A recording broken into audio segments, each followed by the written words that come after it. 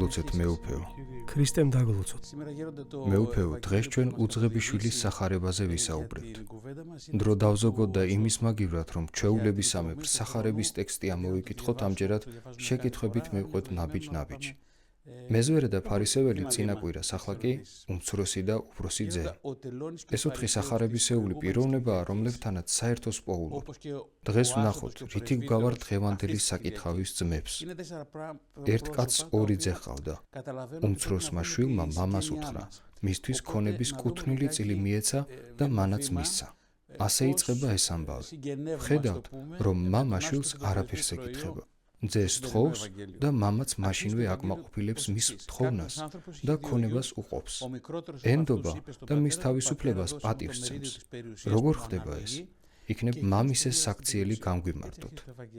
ჯერ ის უნდა ითქვას, რომ დიდმარხვა ერთგვარი კიბეა, რომელზეც ადამიანი ადის და აცნობიერებს თუ როგორ შევიდეს სულიერ ცხოვრებაში. სიმდაბლისა და სინანულის გზა დაიწყო. დღეს უძღების შვილის იგავი, ან უფრო უმჯობესია ვთქვათ, მოწყალე მამის იგავი გვაქვს. ამ ამბავში უფრო მამის მოწყალებაზეა აქცენტი, ვიდრე ძის უღირსებაზე. ეს მამა, როგორც სწორად აღნიშნეთ, შვილის თავისუფლებას აბსოლუტურად სცემს პატივს და როგორც კარგი მამა იცნობს საკუთარ შვილს. მან იცის, რაც მოჰყვება ამ ყველაფერს, მაგრამ მის სურვილსა და თხოვნას პატივისცემით ეკიდება, უყოფს ქონებას და ყოველგვარი წინაპირობის გარეშე უბოძებს. ეს მისი თავისუფლების პატივისცემა იყო. ისიც აღნიშნეთ, რომ შვილს კარგად იცნობდა. დიახ, კარგად იცნობდა. მეუფეო, სახარებაში ამბავი გრძელდება. რამდენიმე დღეში უმცროსმა ძემ მოკრება მთელი თავისი სარჩო საბადებელი და შორეულ ქვეყანაში გაეშურა. რატომ იყენებს ქრისტე ამ ფრაზას შორეული მხარე? იმიტომ რომ შორსაა მამისგან, ისი ყოველგვარი მფარველობისა და კურთხევისგან. ყოველ შემთხვევაში თვითონ ასე ფიქრობდა, მაგრამ მამას იგი მაინც თავის წიაღში ჰყავდა. გასაგებია, მეუფეო, იქ ქონება უჯერო ცხოვრებაში გაფლანგა. დიახ. და რას ნიშნავს ქონების გაფლანგვა? რა არის უჯერო ცხოვრება? რა იგულისხმება? ფული, ღამის ცხოვრება, კრიმინალი თუ რაიმე უფრო ღრმა და სერიოზული? სერიოზულიც და არასერიოზულიც. უჯერო ცხოვრება ყველაფერს ერთად მოიაზრებს. მამისგან შორს მყოფი ძე ფიქრობდა, რომ ბედნიერებასა და სიხარულში იცხოვრებდა და ნაცვლად ამისა, ცოდვის მიერ სიამეებსა და თავის მაამებლობაში გადაეშვა. სახარება განაგრძობს. როდესაც ძემ ყველაფერი გაფლანგა, იმ ქვეყანაში დიდი შიმშილობა დაიწყო და ყველაფერი მოაკვდა. მეუფეო, შემთხვევითი იყო, რომ მთელი ქონება შემოეფლანგა და შიმშილობამ სწორედ ამ დროს მოუსწრო. მეორე განსაზღვრელი წამოეწია. რატომ ახსენებს ამ ფაქტს ქრისტე? რათა გვიჩვენოს, რომ ფული და მატერიალური დოვლათი ხანმოკლეა და მარადიული არ არის. როცა ამას ვერ ვიაზრებთ, გამოუვალ სასოწარკვეთილებაში აღმოჩნდებით. თუ ყველაფერს დავკარგავთ და შიშველი და მშიერ წყურვალი დავრჩებით. და ის ფაქტი, რომ ამ ყველაფერთან ერთად ქვეყანაში შიმშილობაც ჩამოვა. ცხადია, ყველაფერთან ერთად სხვა მოვლენებიც დაემთხვა. ქრისტეს იმის თქმა სურს, რომ უმცროსმა ძემ საკვებისა და წყლის საჭიროება იქრძნო. მეუფეო, ნათქვამია, რომ წავიდა და იქაურობის ერთ-ერთ მკვიდრს მოჯამაგირედ დაუდგა, რომელმაც ღორების წყემსად გაამწესა და უმცროსი ძე იმ ზომამდე მივიდა, რომ ღორების საჭმლით ცდილობდა შიმშილის დასხრობას, მაგრამ ამასაც არავინ აძლევდა. მეუფეო, ეს ამსახური ღორებთან, ლაფში, ჭუჭხში, ყველასგან მიტოვება და ბოლოს სრულიად საკვების გარეშე დარჩენა ჩვენთვის რას ნიშნავს? რისი თქმა სურს ქრისტეს ამ ყველაფრით?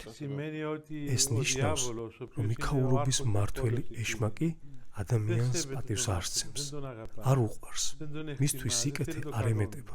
სიბრალულისა და კაცთმოყვარეობის ნასახი არ გააჩნია და შენი სრული განადგურება და წყობიდან გამოყვანა აქვს განზრახული. სურს ბოლომდე დაგამციროს და შიმშილითა და წყურვილით ამოგხადოს სული.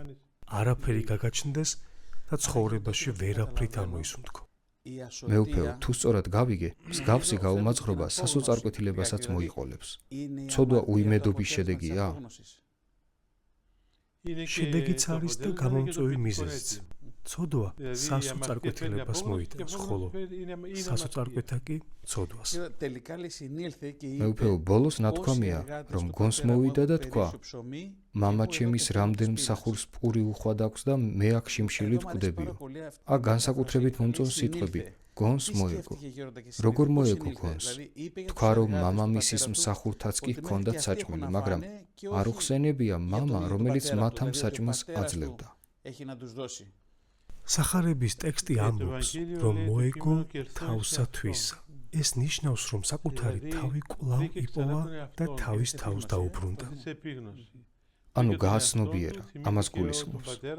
გააცნობიერა, საკუთარი თავი იპოვა, მამა გაახსენდა, გაიხსენა, რომ მამამისი თვით ქვეშემუდმთა მიმართაც კი გულმოწყალე და კაცთმოყვარია.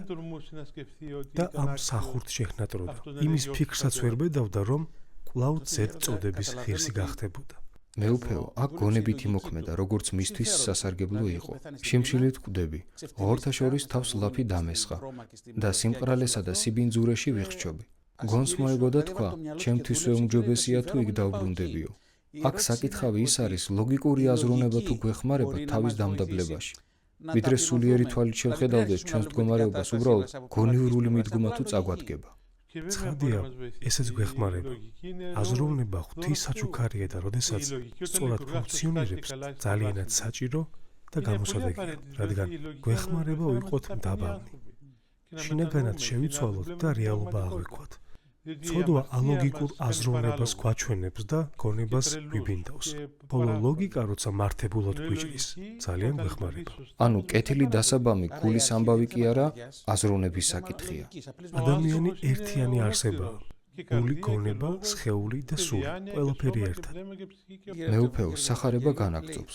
აღვდგე და წარვიდე მამისა ჩემისა და რქვა მას, მამაო, წოდეცად მიმარდა წინაშე შენსა და არღარა ღირს ვარ მეწოდება ძედ შენ და არამედ მყავ მე ვითარცა ერთი მუშაკთაგან.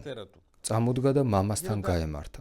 მეუფეო, აქ უპირველესად ის ჩანს, რომ საკუთარი თავის შეცნობას იწყებს და ყველაფერს აანალიზებს. ესე იგი, შემეცნებაში მოვიდა? დიახ, ეს შემეცნებაა. მამის კაცთმოყვარეობა, ძვირის უხსენებლობა და სიყვარული გაიხსენა და საკუთარ თავს უთხრა, რომ მამის ყველა მსახური მასზე უკეთ ცხოვრობდა. თვითონ კი შიმშილსა და უბედურებაში კვდებოდა. მანაც გადაწყვიტა მამას დაბრუნებოდა. სწორედ აქედან იწყება სინანულის გზა. მეუფეო, ახლა ბუნებრივია ჩვენზე ვფიქრობ, ადამიანებზე.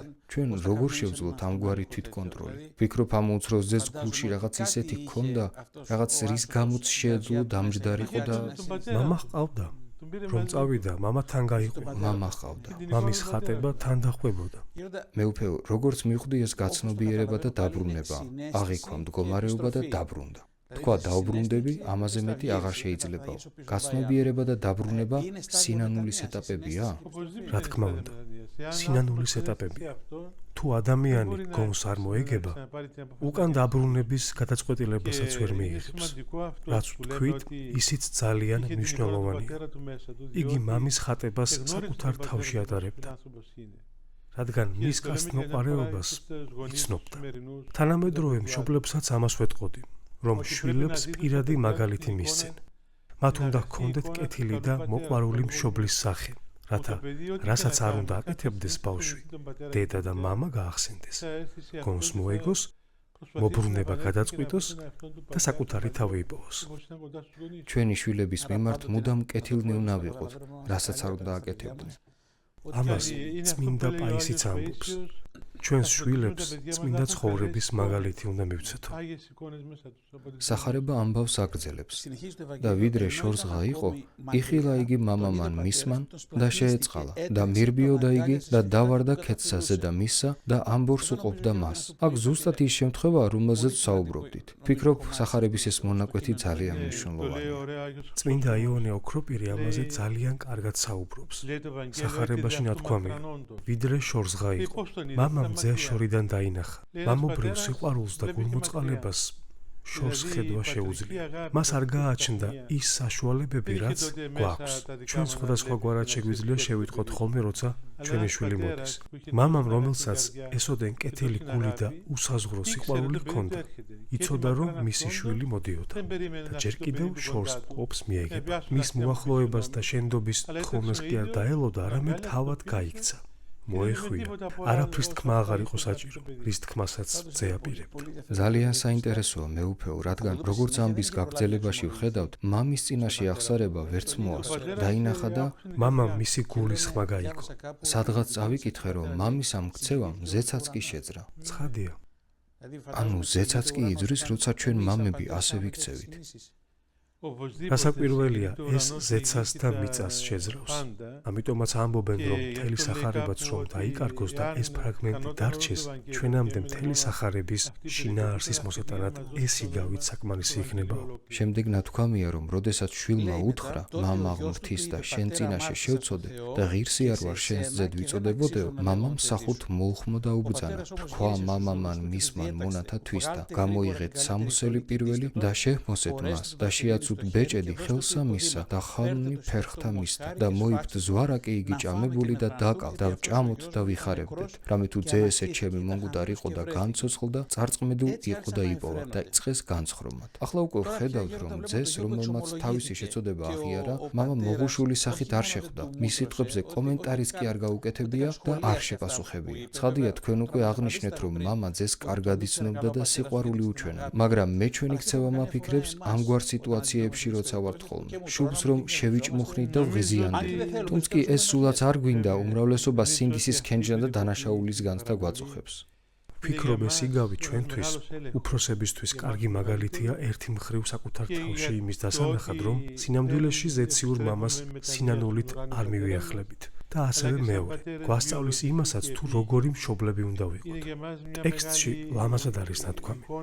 შეჰმოსეთ სამოსელი პირველი. აქ პირველი მხოლოდ რჩეულს და ლამაზ კი არ ნიშნავს, არამედ უწინდელსაც. ესე იგი, მამამ ადრინდელი შესამოსელი უბოძა. ის, რომელიც ძემ წასვლისას განიმოსა. მამა კი ინახავდა და ელოდა კვლავ როდის შეიმოსებოდა. სწორედ იმ სამოსლით მოსავს ძეს და თანაც ყოველგვარი განაცხადის გარეშე, რომ კარგი, რაც იყო, იყო. ამას და ამას მოგცემ, მაგრამ ამიერიდან ყურადღებით იყავიო. არა, მამა შვილს უწინდელ პატივში აღადგენს, ისევე როგორც მონანურ ადამიანს ღმერთი.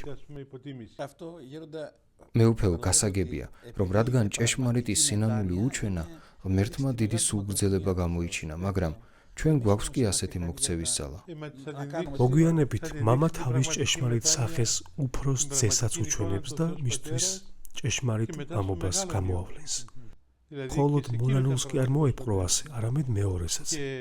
რთული ხასიათის შვილს, რომელსაც მამა თავის გულში არ ყავდა და მასაც უჩვენა მამობრივი სიყვარული და მოწყალება. მეუფეო, ჩვენც უძღები შვილივით ერთ ნატეხ პურს დავეძებთ. აღსარებაზე მივდივართ. ჩვენ შეწოდებებს ვაღიარებთ.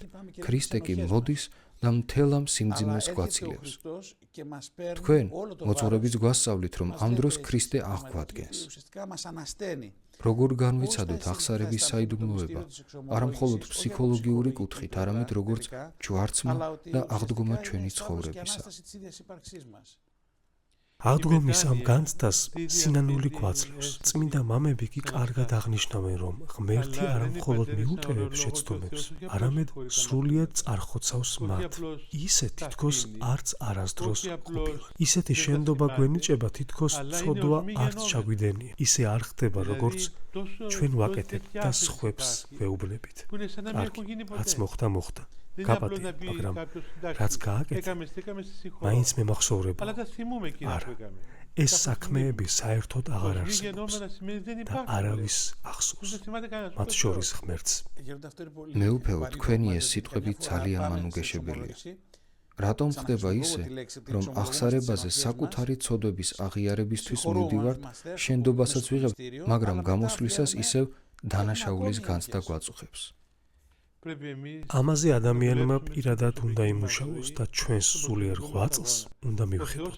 თავის მხრივ ღმერთმა ჩვენ სინანულ საიდუმლოებით დაუსვა ბეჭედი, მაგრამ პირადი მუშაობაც საჭიროა, რათა სინანულის საიდუმლოება ამოქმედდეს და ჩვენი სული ცოდვის შედეგებისგან განეწმინდოს. ესე იგი, როდესაც მონანიებულ ცოდვებს ვიხსენებთ და ვმწუხრდებით, ეს საცდურია? ეს უსარგებლო რამაა და არაფერს გვარგებს. მამა პაისის ერთი კარგი მაგალითი მოჰყავდა მათთვის, ვისაც თავიანთი შეცოდებების დავიწყება არ შეეძლო. ამბობდა, რომ ეს ისეა, თითქოს ნაგვის სტომარა გეჭიროს და ღმერთი გეუბნებოდეს. გადააგდეოდა ხელი წაავლოს გადასაგდებად. შენ კი ებღაუჭებოდე და ყველგან თან დაატარებდე. მამამ ბრძანა გამოიტანეთ საუკეთესო სამოსი და შემოსე ბეჭედი გაუკეთეთ და ფეხზეც ჩააცვითო. სამოსელზე ყველაფერი გასაგებია, მაგრამ ბეჭედი და ფეხსაცმელი, ამასაც რაიმე განსაკუთრებული სიმბოლური დატვირთვა აქვს? ეს უწინდელ და კიდევ უფრო აღმატებულ მდგომარეობაში დაბრუნებას ნიშნავს. ადამიანის შესაქმეშიც შეგვიძლია ვნახოთ ამის მაგალითი. უძღებ შვილში მთელი კაცობრიობა უნდა მოვიაზრო. ძე ღმერთმა კი თავისი განკაცებით იმაზე მეტი მოგცა, ვიდრე დაცემამდე სამოთხეში გქონდა. ანუ იმის ჩვენება სურს, რომ ყველაფერს წარხოცავს და უწინდელ პატივში აბრუნებს, თითქოს არც არაფერი მოხდარა. ადრინდელ მდგომარეობაში და უფრო მეტშიც. იგავის ბოლო მონაკვეთში უკვე უფროს ძეზეა საუბარი. თქვენი ცნებართვით ამოვიკითხოთ.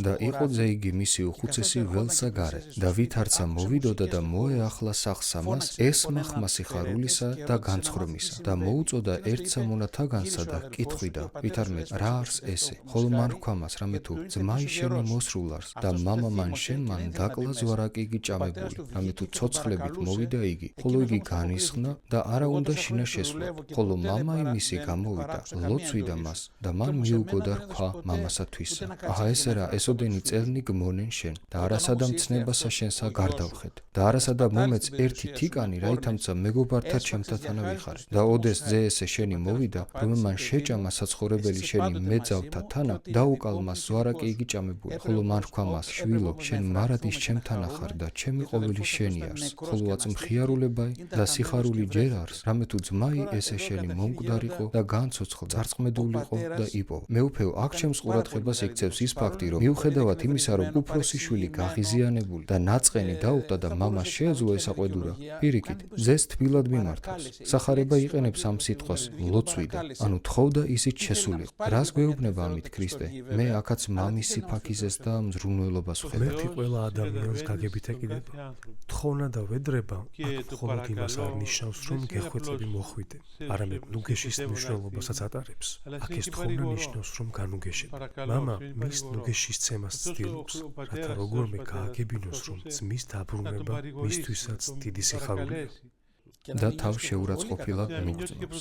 თავს შეურაცხყოფილად ნუგძნობს და ასე შემდეგ. თუმცა ხედავთ, რომ უფროსი შვილი მამისას მაინც ვერ იგებს, რადგან მამის ხატება გულში არ აქვს აღბეჭდება. ამიტომაც მამის მსგავსად ვერ მოქმედებს და ასე მოიხსენიებს. შენი შვილი და არის შენი ძმა. მსახურები ახარებენ, შენი ძმა დაბრუნდაო. ის კი მამასთან ამ ძმას მოიხსენიებს როგორც შენი შვილი. უღვაწლიანად იქცევა და მამის მოწყალებას ეწინააღმდეგება. ახლა კი მეუფეო, ჩემი შეკითხვაც სწორედ ამას ეხება. უფროსი ძე ხომ ყოველდღიურად მამასთან იყო, მას ეხმარებოდა, მასთან ერთად შრომობდა. მაშ რატომ არ შეეძლო სულიერადაც მას დამსგავსებოდა და მისი სიხარული გაეთავისებინა? იმიტომ რომ არასოდეს ნდომებია მამისთვის გაეგო. თავად არ ინება. იქნებ ღმერთთან ჩვენი ურთიერთობაც ამას გავს. საფიქრებელია რომ ასე. ჩვენც შეიძლება დღე-დაღამ ეკლესიაში ვიყოთ, მაგრამ გათავისებული არ გვქონდეს როგორ ღმერთს ვემსახურებთ. მეუფეო, როგორ შევეწინააღმდეგოთ ბოროტს, რომელიც ღმერთთან დაახლოების უნარს კპარავს? თუ მუდამ ქრისტეს სიყვარულის შეგრძნებით და მისგან შორს ყოფნის განცდით სინანულში ვიცხოვრებ, ამის გაგებას შევძლებთ. როდესაც ჩვენი მოძღვარი ჩვენთან ან სხვებთან უფროსი ძის მსგავს საქციელს ხედავდა, ამბობდა, შვილო, რომელ ღმერთს ამსახურებ? სახარებისას. განა ასე გვასწავლის სახარება. ასეთია სახარებისეული ღმერთი. ასე გვაბრუნებდა ხოლმე სწორ კალაპოტში. ეს პატარა ზარი შემოკრასავით არის, რომ ყველაფერს სხვაგვარი თვალით შევხედოთ, ხომ ასეა? როგორ უნდა ვიგრძნოთ ღმრთისა და იმ ჭეშმარიტი სიცოცხლისგან გაუცხოება, რომელზეც გვესაუბრებით? რა გავაკეთოთ, რომ ღმრთისნებისა და სინანულის გააზრება შევძლოთ და მოუბრუნდეთ? ამას ჩვენით შევძლებთ? ჩვენითაც და საღმრთო მადლთან სინერგიითაც. მარტოს ეს არ შეგვიძლია, თუმცა საჭიროა ჩვენი თავისუფალი ნება. და ღვთის მადლს ჩვენში მოქმედების საშუალება მივცეთ. ქრისტე მუდამ ჩვენთან გამორიცხულია ადამიანმა ნაბიჯი გადადგას და იქ ღმერთი არ იყოს. ღმერთი ხომ ელგან მყოფია. ახლა ამ სიტყვებით ჩემს შემდეგ კითხვაშიც დამეხმარეთ. როგორც უკვე ვთქვით, მამა შვილისკენ სირბილით გაეშურა და მოეხვია. მივდიოდა იქ და დავარდა ქედსა ზედა მისსა. დიდებულია, სცენა წარმოვიდგინე. მამამ არც იცოდა, რატომ დაბრუნდა შვილი. შესაძლოა უბრალოდ დაინახა, რა მდგომარეობაში იყო, მაგრამ არაფერი იცოდა. იმის თქმა მინდა, რომ მაფიქრებს, როგორ უნდა ვუჩვენოთ ჩვენი განზრახვა ღმერთს, რათა მანაც ასე ხელი დაგვტაცოს და ჩაგვჭირდეს. ჩვენი განზრახვა და განწყობა იწყება იმ წამიდან, როდესაც წარმოვთქვამთ აღვდგე და წარვიდე მამისა ჩემისა. ამ მომენტიდან, როდესაც გადავწყვეტ აღვდგები და დავბრუნდები. ასე იწყება კურნები. როდესაც ნარკოტიკზე ან თამაშზე დამოკიდებული ადამიანი იტყვის, რომ თავის დანებება სურს, ეს უკვე კურნების დასაწყისია. თუ მე შეწყვეტა არ მინდა, არაფერი გამოვა, თუნდაც მხოლოდ სიტყვიერად უნდა ვთქვა, რომ შეჩერება მსურს და აქედან უკვე კურნების გზა დაიწყება. მეუფეო, მახსენდება მამა სვიმეონ კრაგიოპულოსის წიგნი, რომელშიც თუ სწორედ მახსოვს ნათქვამი იყო, რომ ასეთი სულიერი ცხოვრებისთვის საჭიროა უბრალო რაღაცების გაცნობიერება მაინც შეძლო. ყოველ შემთხვევაში ცოტაოდენი გონიერება მაინც გაგაჩნდეს. გეთანხმებით, ცოდვა და გაუმაძღრობა ჩვენს გონებასა და განსჯას იმონებს, ლოგიკას განგვაშორებს. რაციონალურად ვეღარ ვაზროვნებთ და უგუნურნი ვხდებით. უძღები შვილი იმ სიშლეგისგან გონს მოეგო, მობრუნდა და მონანული დაუბრუნდა მამას.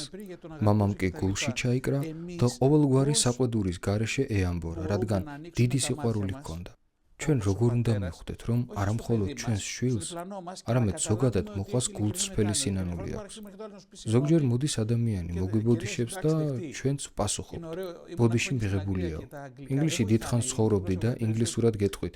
უკეთ რომ მიგახვედროთ, ბერძნული აქ იმდენად ვერ გამოხატავს. იტყოდნენ ხოლმე apology accepted და საქმე დამთავრებული იყო. როგორ ჩავწვდეთ ჩვენი მოძმის სინანულს? წმინდა ტიხონ რუსის ცხოვრებიდან მოვიხმობ ერთ შემთხვევას. მამა პაისის მოძღვრს გულისხმობ. ერთხელ მამა ტიხონი სასამართლოში დაიბარეს, რომ ათონზე მომხდარი ყაჩაღობის მოწმედ დამდგარდა. მამა ტიხონიც გამოცხადდა. ეკითხებიან, რატომ არ უჩივლე? ის კი პასუხობს, ამ ყაჩაღებმა მითხრეს დაგულოცე და შეგვინდეო. საჯულებმა მიუგეს, აქ დაგულოცე არ კმარა. მამა ტიხონი კი შეშფოთდა. ოჰო, აქ ეს რანაირი ტიპიკონი ჰქონიათ, შენდობა არ იციან. წმინდა ადამიანი ამ ყველაფერს ბუნებრივად მიიჩნევდა. ჩვენი მხრიდან მოყვასის პატივება მის სინანულზე არ არის დამოკიდებული. ჩვენ არ უნდა გვაინტერესებდეს შინაგანად მართლა ნანობს თუ არა. ჩვენ მაინც უნდა ვპატიობდეთ მას. შენდობა კი ბერძნულად ნიშნავს სინხორ, ანუ სხვა ადამიანს გულში ვატევ. ერთნი ვხდებით და ვივიწყებ, რაც გააკეთა. ესე იგი, არ ვზივარ და არ ვიკლებ, ნამდვილად ნანობს თუ არა და გულწრფელად ითხოვს თუ არა შენდობას. ეს ჩვენი საქმე არ არის. საერთოდ არ არის ჩვენი საქმე. მისი პირადი ამბავია. მეუფეო, უძღები შვილი გონს მოეგო მაშინ, როცა ფსკერს მიაღწია. იგი მამას კარგად იცნობდა და მაშინვე დაბრუნდა. დაფიქრდა, გამოფხიზლდა და დაბრუნდა. წლების წინ მეგობართან ერთად ათონზე ვიყავი და ერთი ბერი ეუბნება მას. იოანე, ახსარება თქვი? ახლა სახელს პირობითად ვამბობ. იოანე პასუხობს. არა მამაო, მზად არ ვარ. ბერმა უპასუხა. კი, მაგრამ რას ელოდები? კიდევ კარგად რომ დამძიმდე? ამ სიტყვებმა ჩემზე დიდი შთაბეჭდილება მოახდინა. როგორ შევინარჩუნოთ იმის განცდა და ხსოვნა, რომ ღმერთს ნამდვილად უყვარვარ და ჩვენზე ზრუნავს. იმ ბერმაც აქედან გამომდინარე თქვა ახსარების შესახებ.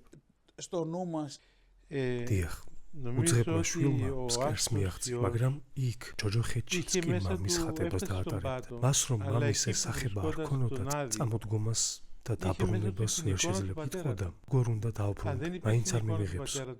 მაგრამ მან ზუსტად იცოდა, რომ მამა მიიღებდა. იცოდა, რომ მთელი ის სცენა, რომელზეც უკვე ვისაუბრეთ, ნამდვილად შედგებოდა და ამიტომაც მამის სიყვარულის იმედად დაბრუნდა. ამიტომაც ეუბნება ქრისტე წმინდა სილვას. ამ ყოფილ შენი გონება ჯოჯოხეთში და სასოსნო წარიქვით, ეს ზუსტად ამას ნიშნავს. ადამიანი სასოწარკვეთილების ჯოჯოხეთში ჩადის, იტანჯება, მაგრამ კეთილი მამის, ღმერთის იმედს ინარჩუნებს.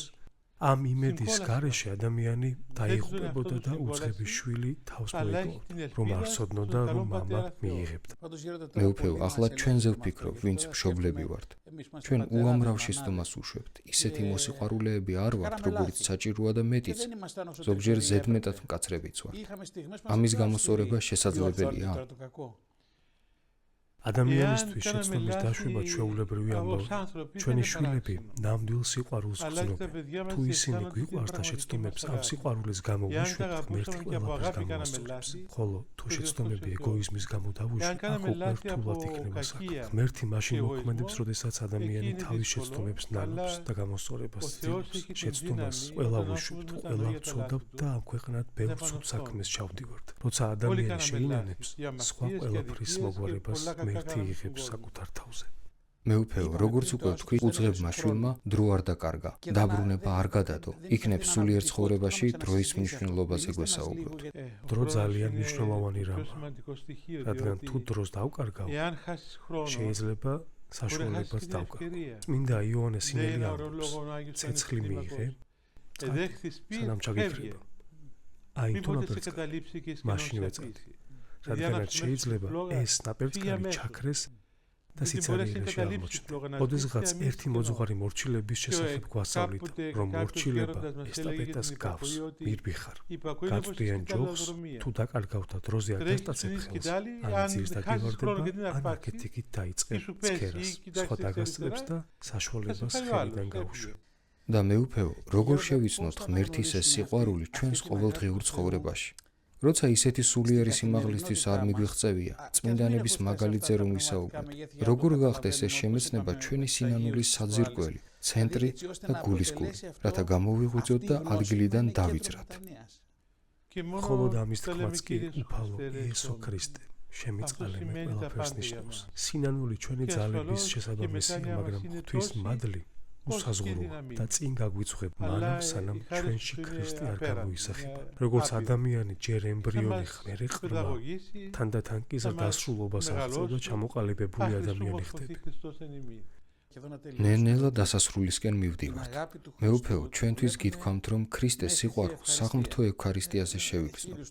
როგორ დაუტევოთ ის მეორეხარისხოვანი საკითხები, ყოფით ცხოვრებაში რომ გვხვდება და ცხოვრების ცენტრად სინანული და ევქარისტიის სიხარული ვაქციოთ. როგორ გავაცნობიეროთ ეს ყველაფერი ისე, რომ უბრალოდ ერთი კეთილი ჩვევასავით არ შემოგრჩეს. თუ ვიშრომებთ, რომ ევქარისტიის თანამონაწილენი გავხდეთ, გვექნება შინაგანი ლოცვის პირადი ღვაწლი. ძალისაებრ ასკეტურად ვიცხოვრებთ ეკლესიის დადგენილი მარხვებითა და სინდისის დაცვით. მაშინ კეთილი ღმერთი ევქარისტიის შეგრძნებას გვიბოცებს. ძალიან მნიშვნელოვანია, რომ ადამიანმა სინდისი დაიცვას და სიმდაბლეში იშრომოს. და ღმერთი ყველაფერს მისცემს, რისი მიღებაც ადამიანს შეუძლია. დიდი მადლობა მეუფეო. მადლობას გიხდით, ქრისტე არს ჩვენ შორის. დასრულდა გადაცემათა ციკლის გულისმიერი სიტყვა. კიდევ ერთი გადაცემა. გემშვიდობებით.